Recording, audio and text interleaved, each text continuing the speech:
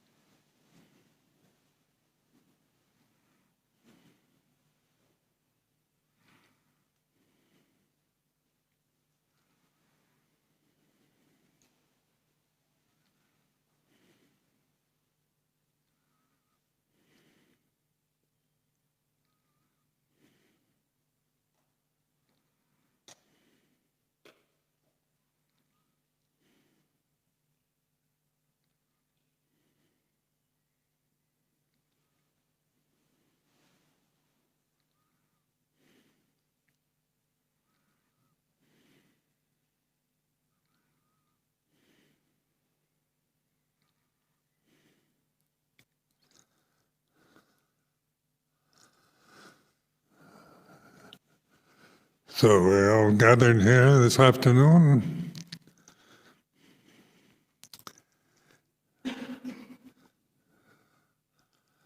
As many members of the Sangha is living human beings. So we count how many people are here, and we can say we see them always as individuals, monks or nuns or anagarikas, lay people. We have different names we give to these various forms. When we take refuge in Sangha, what does that really mean practically?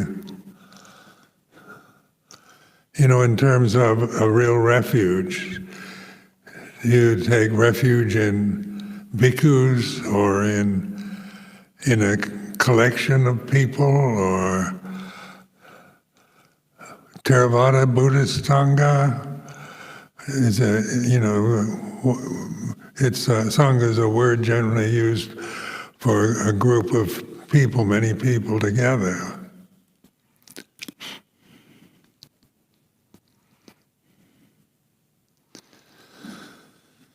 So I remember in the early years there were arguments about what Sangha really meant. There was a kind of hard line that said it just means Bhikkhu Sangha, and others, are lay people, lay teachers say they're in a Sangha. Is that the real Sangha?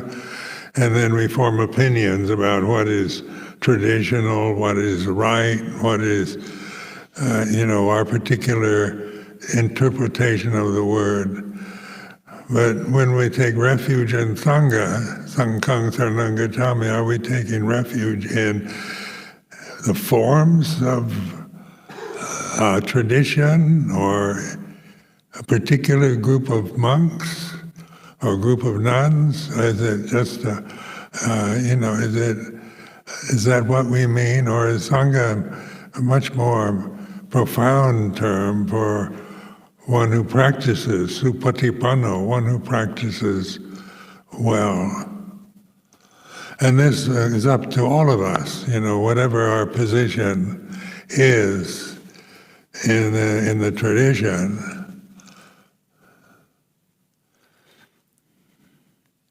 So the encouragement is to, we have symbols, we have Buddha Rupas. Do we take refuge in Buddha Rupas or Dhamma? In Thailand, for example, in Wat Pah Pong, I remember they had a very nice ornate bookcase in the sala with a collection of the Tripitaka, and that's the Dhamma. Then the bhikkhus sitting on the platform or the Sangha. These are external symbols only. And what is the value of symbols? How do we relate to the symbols we find ourselves inheriting in this tradition? So symbols are like Buddha Rupas or icons or statues, golden images. They can be very beautiful or very ugly. They aren't always beautiful to look at. They can be. But whatever they look like, whether they're big or small, whatever mudra they represent, they're a symbol for awakenness here and now, mindfulness here and now. So that's what we take refuge in. So it's not like idol worship or believing there's some magic powers in the Buddha Rupas here. That's superstition. We can project all kinds of powerful images onto the Buddha Rupa here, the Prapatan in the temple. Some Buddha Rupas, what they can do is inspire. Some are very inspiring. Others, I was visiting in India, in Assam, years ago on a tea plantation, and then they took me to a Buddhist community in northeastern India, in Assam, where there was a samanera in a little kind of grubby temple near the railroad track in this small town. And the Buddha Rupa was really ugly, and it was made out of cement, and it wasn't at all inspiring. And so is that, do you expect to be inspired by them? If one is an aesthete, where you're dependent upon perfect beauty, then we get intimidated by symbols. We form opinions and views about whether they're good, bad, beautiful, or ugly. But even an ugly Buddha Rupa is still a symbol for awakened awareness. And that's what the emphasis is on in this reflection. Awakened awareness, not on having perfectly good taste in interior decoration or temple adornments and whatnot, because we can get carried away with our own views about what's beautiful and what isn't. But awakened awareness, we're aware of that. If we very, very high standards of aesthetic beauty, where anything that doesn't quite live up to our high standard of beauty is rejected, or we feel averse or contempt for, then if we follow those emotions, we're caught in the cycle of samsara.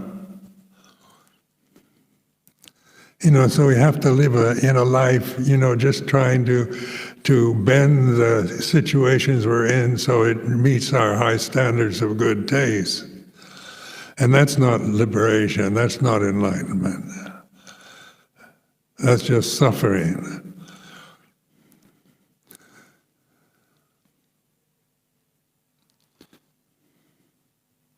Or we can go the opposite direction, say symbols don't really matter at all, you don't need Buddha Rupas, all that, we're above all that. That's still a kind of supercilious snobbery, thinking we know what the Buddha really taught, and our opinion about Buddha Dhamma is the right one, and if you don't agree with me, you're all wrong. But if you tend to that extreme, you can be aware of it, aware of this very kind of superior attitude or your own sense of what's right that you grasp and hold to, and then judge everything else, everyone else by that standard.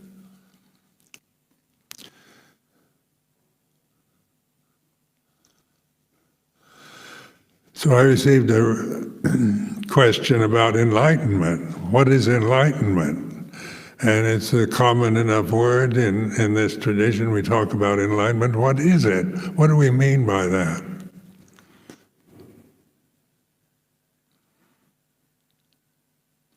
So this is an investigation of the word, so that we're not just defining it according to the Pali, English, Thai dictionaries. We have, we get easily definitions from outer sources. Various people, individuals have various views about enlightenment. In Thailand, some monks, I remember Ajahn talking to some Thai monks from the town who told him that nobody can get enlightened these days because it's not like the time of the Buddha where there were, people becoming enlightened just in the thousands. But nowadays, it's impossible. That's a viewpoint, isn't it, about whether anyone can get enlightened. And questions about, was Ajahn Chah enlightened? What do we mean by that when we wonder about Ajahn Chah being enlightened? Do we expect him to be something extraordinary?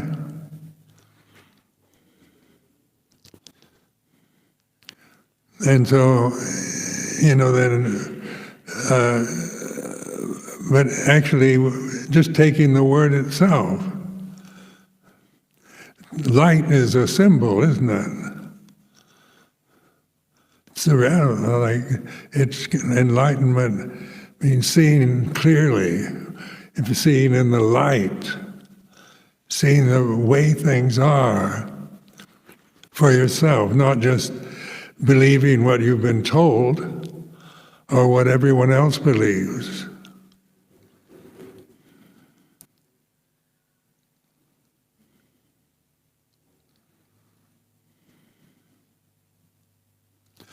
Sometimes proper monks shouldn't even discuss enlightenment because it's a dodgy subject, But what I'm trying to do now is just to investigate the word, reflect on it for each one of you, just to challenge yourself to observe how you see that word right now. Your own definition, your own assumptions about it,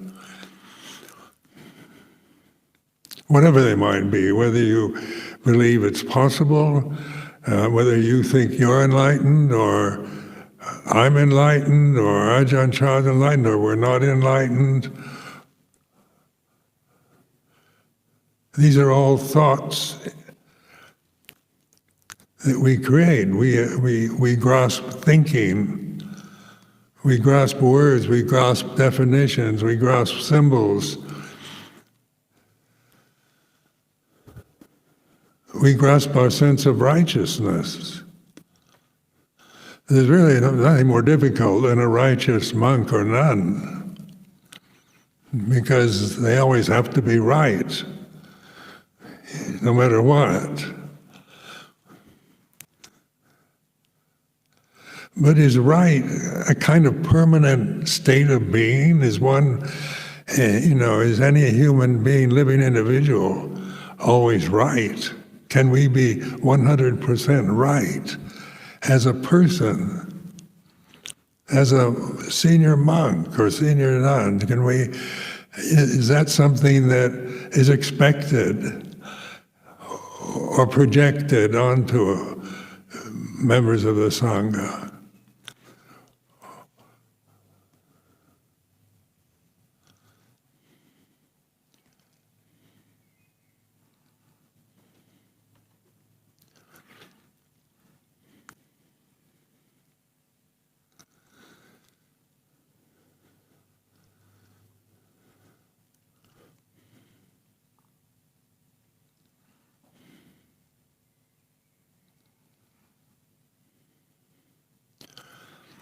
So the enlightenment, then you ask yourself, is there like an enlightened being, enlightened monk, that we assume are enlightened, like in Thailand, there are various Ajahns that we believe are enlightened.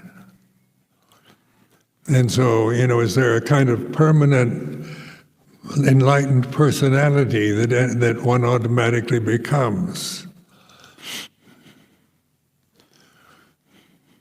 Can a personality, anybody's personality, become enlightened? That can something artificial like a personality, sakyaditi or the ego, can that attain enlightenment, or is it just a mental habit? It's a condition, it's a phenomenon. Because when we observe, when we reflect on our own views and opinions, that which is aware of an opinion, aware of a name, aware of an object in consciousness, awareness is non-personal. It's anatta. So the Buddha made this anatta teaching very clear, and Theravada Buddhism is very strongly emphasized the anatta as this becomes a belief,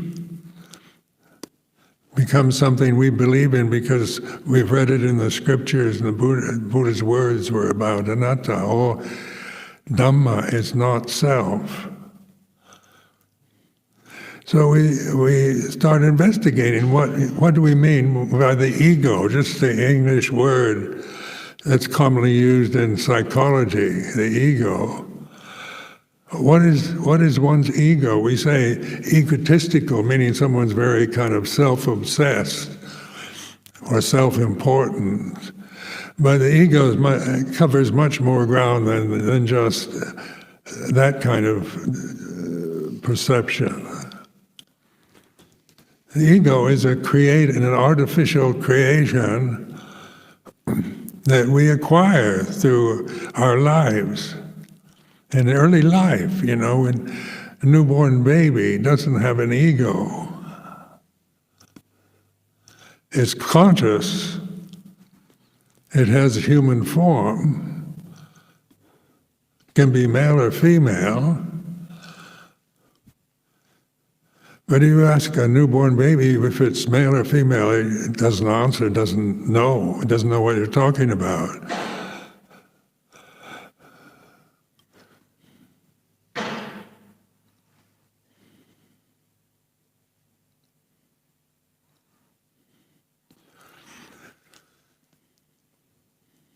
So awareness, mindfulness, intuitive awareness, conscious awareness, these are all words that we use, pointing at the reality of here and now before we grasp anything, before we become a person, a personality. And so, when we talk about awareness, being aware of awareness, in Thai, Luang Pu Dun, one of the enlightened Thai masters who died many years ago, his definition of the Third Noble Truth, Jit and Jit. And Jit is consciousness, knows itself. It doesn't know itself as an object because it is itself.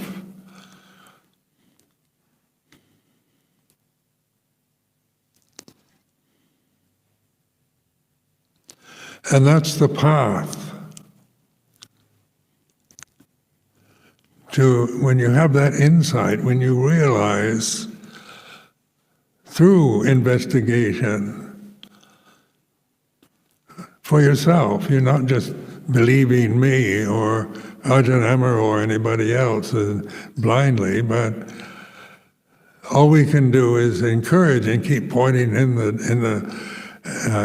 making you look, encouraging you to look at yourself.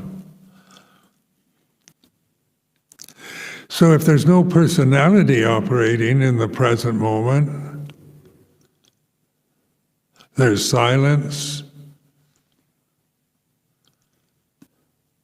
Is that jit and jit? Is that consciousness knowing itself?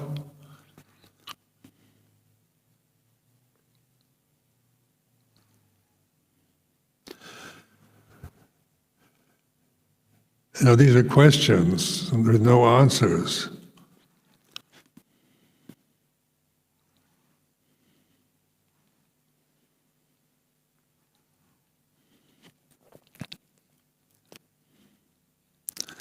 So any personality never gets enlightened. So as long as you identify, it's impossible for a sankhara to become enlightened because they're empty phenomena. When you explore, like in the Anatta Lakkhana Sutta, go through that whole sutta about anatta, there's nothing left. There's no self. So it sounds like annihilation, like we're just destroying the world, the conditioned realm. We kind of think it's something we've got to get rid of and destroy. But in the Dhammacakkappavattana Sutta, the Buddha made it very clear it's neither Kama Sukkhale Kanu Yoko, kind of between eternal life as a person, eternity as a belief, as a personality, that if we become enlightened, we will live in Nibbana forever as some kind of soul, some kind of permanent, undying personality. I'll always be Ajahn Sumedho even when I'm dead.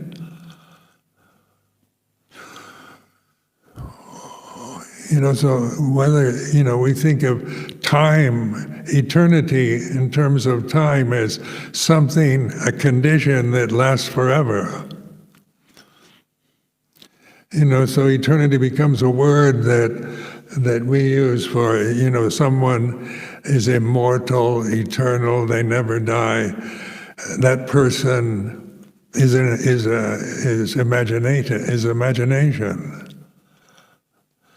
No person can be eternal. Just observe your own personality, how changeable it is, how it's so dependent upon whether the sun's shining or it's cold and wet, whether people love you or hate you. Your personality shifts, changes according to so many other conditions.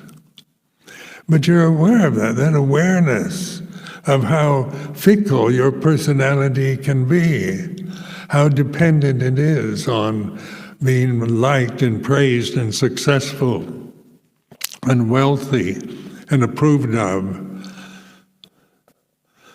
To have a positive sense of self, self-love, appreciation for yourself, a positive ego is, much sought after in many circles these days. To love yourself as a person.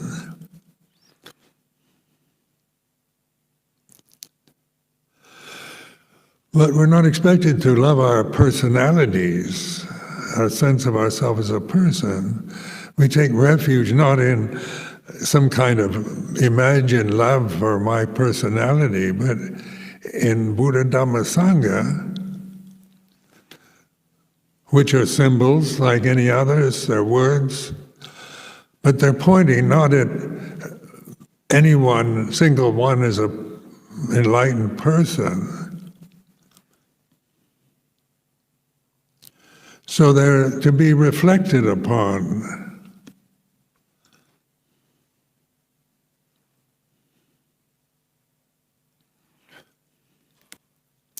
So nothing can be more direct than a teaching of wake up here and now, like Buddha. That particular word, Sanskrit Pali word from India, ancient languages, means awake. Awake doesn't mean you're not sleeping. It means you're no longer attached. You've seen for yourself the suffering, the causes of suffering, by being attached to yourself as a person, as being a person who's right, or a person who's good, or a person who's no good, or whatever, however you rate yourself as in terms of good and bad, right and wrong. Whether you love your personality or you don't like it, doesn't matter as long as you're aware that what is personal, this sense of I am this physical form, I am this individual, independent self being sitting here on this seat, as long as I'm attached to that, then there's always suffering.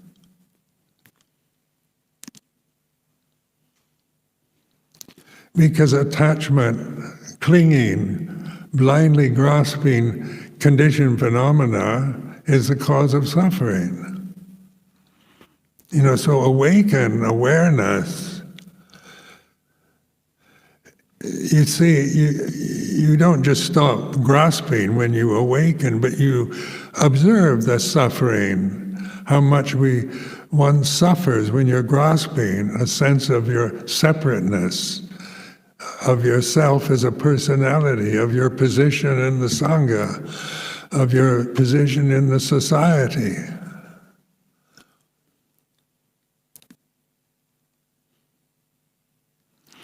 So grasping sankharas out of ignorance, as long as one grasps sankharas,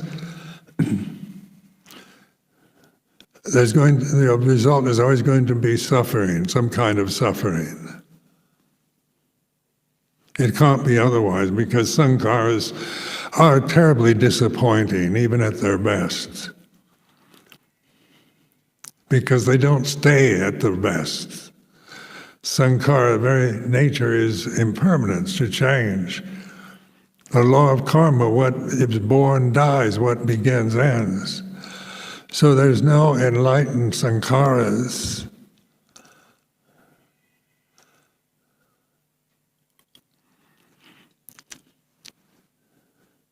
So then the question is that all we can be, is just empty phenomena? All of us sitting here dedicated to this path, this way of living, the samana life? Is it just a pointless, empty phenomena that we're indulging in? Some kind of belief system, some kind of religious cult that we've aligned ourselves with?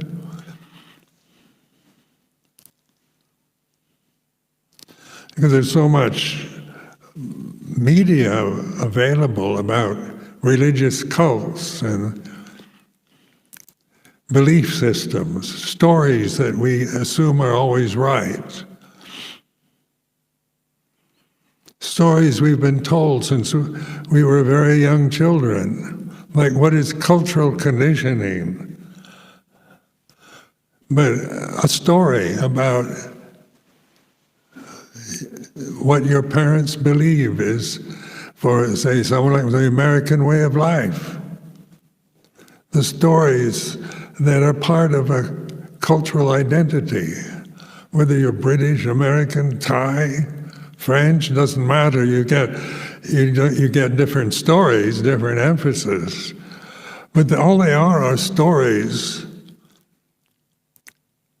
propaganda. So, like, it's interesting at a time where nationalist movements are popping forth around the world, where people believe that their nation is special. or that one nation has to be preserved, a nationality, national identity has to be preserved. And this is all empty phenomena. It has no essence, no quality to it other than it is. We've been maybe believing in it, never questioning it. Since we just take it on as innocent children, like innocent, as long as you're innocent as a child, you just believe what you're told.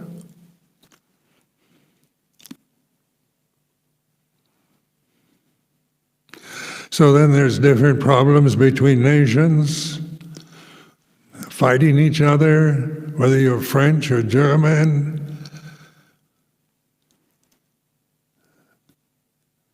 Mexican or American.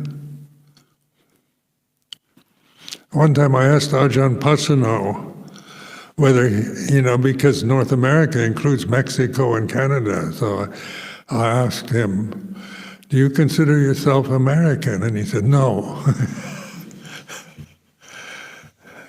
Because the word American tends to be aligned only with the United States.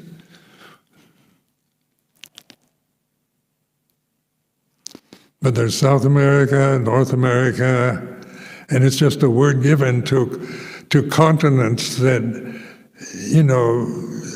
hundreds of years ago no one knew about except the native cultures that lived there. Is this island that we're living on now called England? Who calls it England? But we do. We say this is England. Does the land that we walk on, that we walk Jongrom, do meditation practice on, that we take walks around, does it say it belongs to anybody? That it belongs only to, is it's an English land? Or is this idea of a separate England from Scotland, from Wales, is this just empty phenomena, proliferation, cultural conditioning? It's projection. We project these concepts onto experience, just like we project a sense of ourself.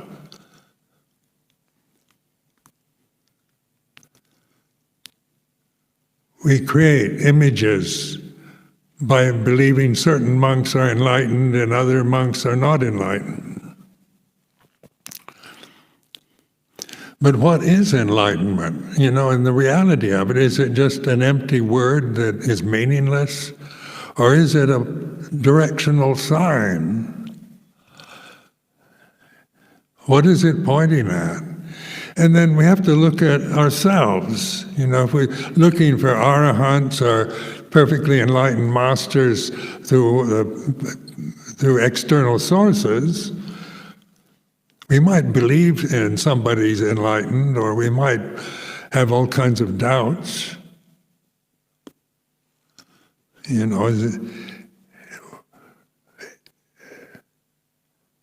Somebody tells you that some great master is enlightened, and we believe that. That's a belief. We take it on as a belief. But in the very reality of it, it's just words projected onto a form, or the history or memory of an image.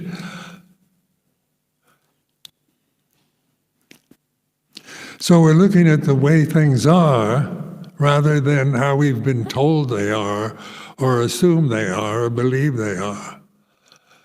Stories are artifices, they're not reality. You don't awaken to another story. When you see the suffering, when you realize for yourself the suffering you create through attachment to sankharas, to conditions, to phenomena, you can observe that. Mindfulness, awareness. So it's not something you create. You don't create yourself as a mindful personality. you might believe that you're mindful or believe you're not very mindful, but those are just assumptions you make with words, because you see yourself always with a limitation of your form, of your experience, of your memories. And that binds you to suffering, as long as you never question that, never awaken out of that dream, out of that story. So taking refuge in Dhamma is much more profound than just chanting it in Pali language. It's not just a puja, another empty form that is part of an empty tradition.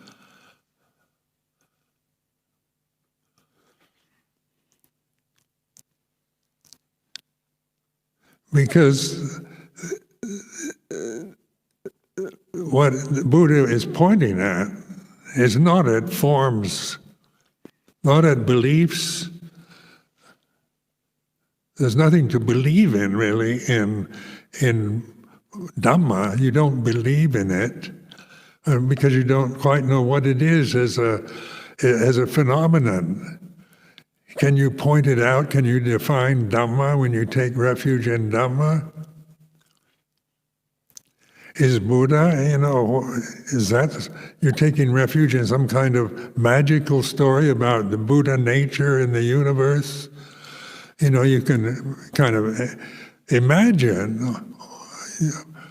the Buddha energy and holds the universe together, or ultimate reality is something or other you can define with various words that nobody understands, really.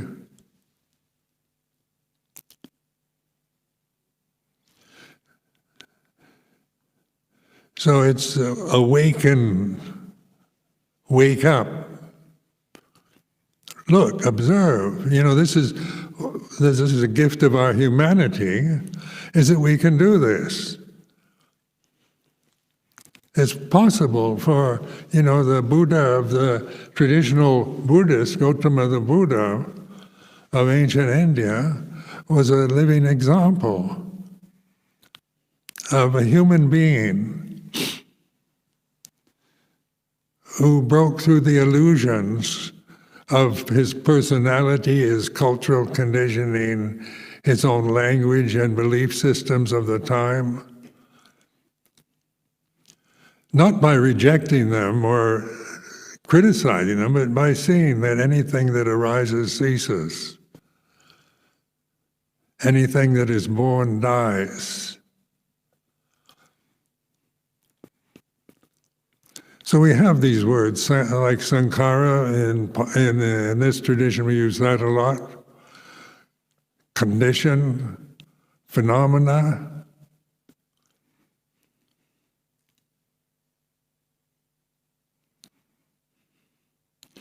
So as long as we, as a person, are trying to become enlightened, we'll only fail at it.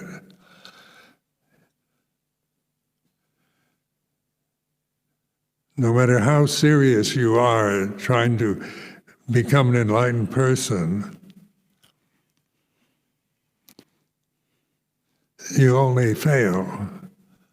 So it's not about becoming enlightened, it's about being awake, here and now.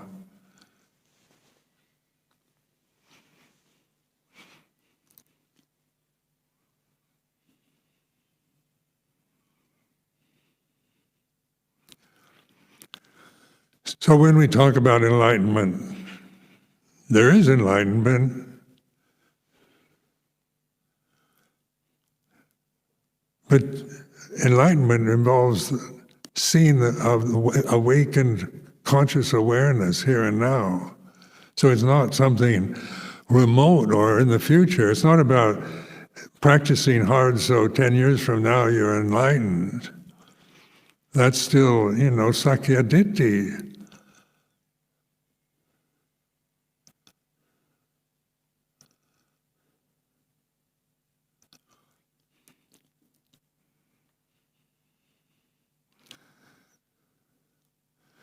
So I emphasize the silence as a refuge. Behind the noise of our thinking mind, our emotional habits, even when you're caught up with crazy emotions or beliefs or doubts, underlying that is silence.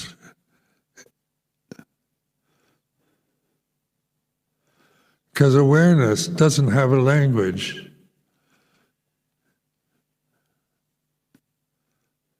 There's wisdom. Wisdom doesn't have a language.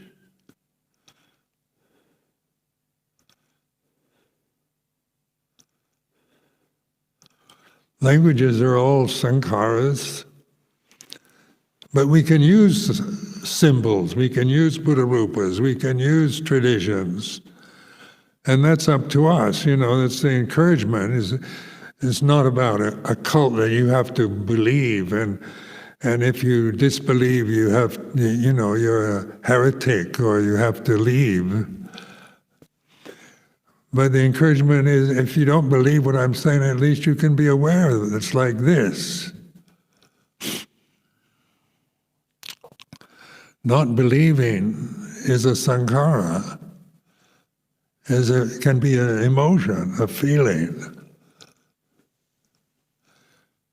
that you can observe. There's awareness of it. And this awareness isn't judging it. It's not about what you should believe or shouldn't believe anymore, but believing is like this and disbelieving is like this.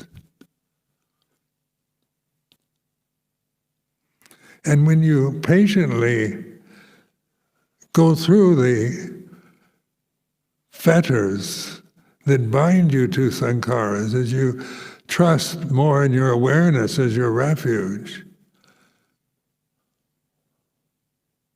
more and more you have a wise understanding, insight into Dhamma. Dhamma is reality here and now. It's not some abstract idea, some metaphysical concept.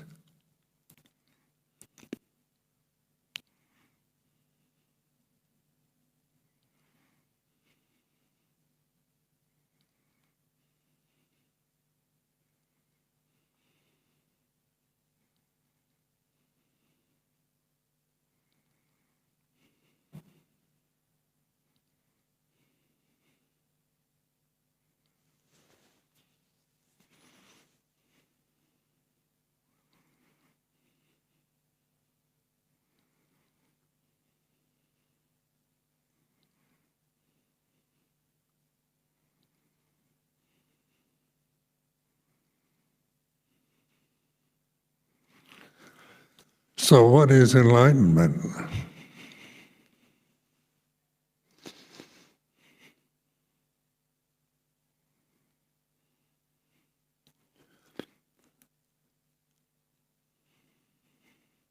You can, try to imagine it as some kind of perfect state of bliss is one belief, that enlightened individual is living in a blissful state forevermore. So it's perfection. It's the ultimate. It's being totally free from suffering. But as long as we bind ourselves to sankharas, we're going to suffer. Sometimes we can attain blissful states in this life, where you have really what we call good meditation or good samadhi, where you get really blissed out. And then, if we're not reflective, we tend to attach to memories of previous good experiences in meditation and want them again. So that's desire, isn't it? Bhavadana, wanting something you don't have at this present time.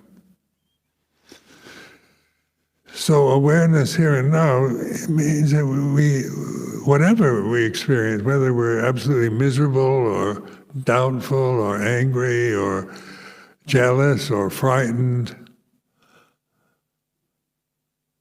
blissed out or whatever, the real refuge is the silence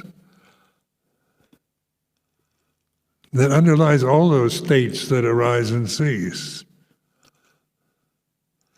And this is Bhajatang, this has to be realized individually by each one of us. Because words, anything I say, is still sankharas, proliferating on and on.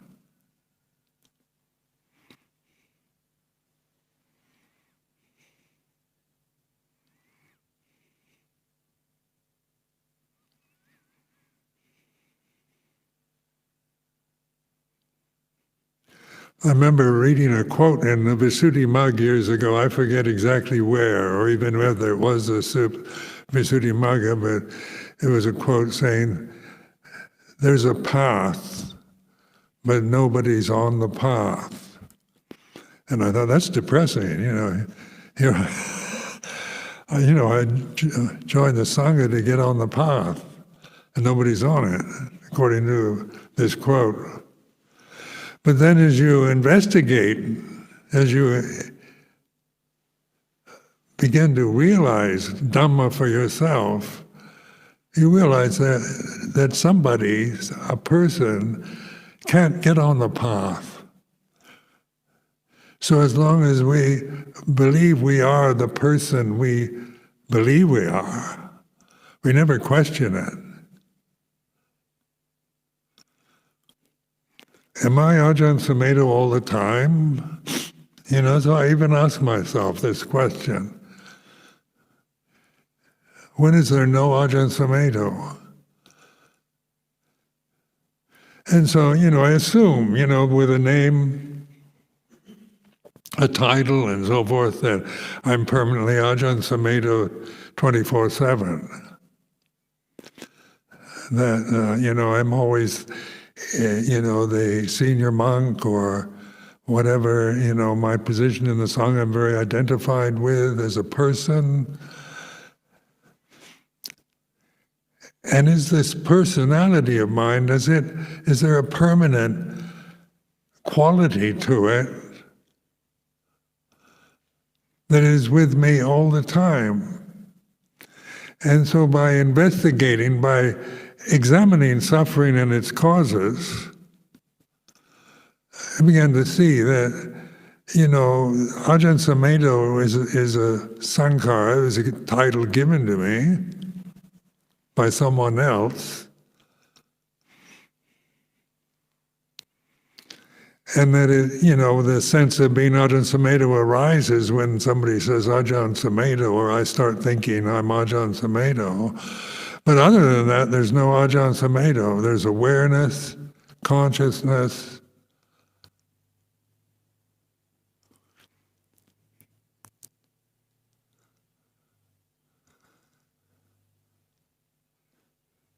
So investigating the sense of yourself, your personality, is not to say you should love yourself as a person or hate yourself, or you should get rid of your personality. Is to understand personality is a sankhara, it's a given factor, it's an artificial condition, it's empty phenomena. It's not to be despised, but it's not to be loved either or grasped. It is what it is.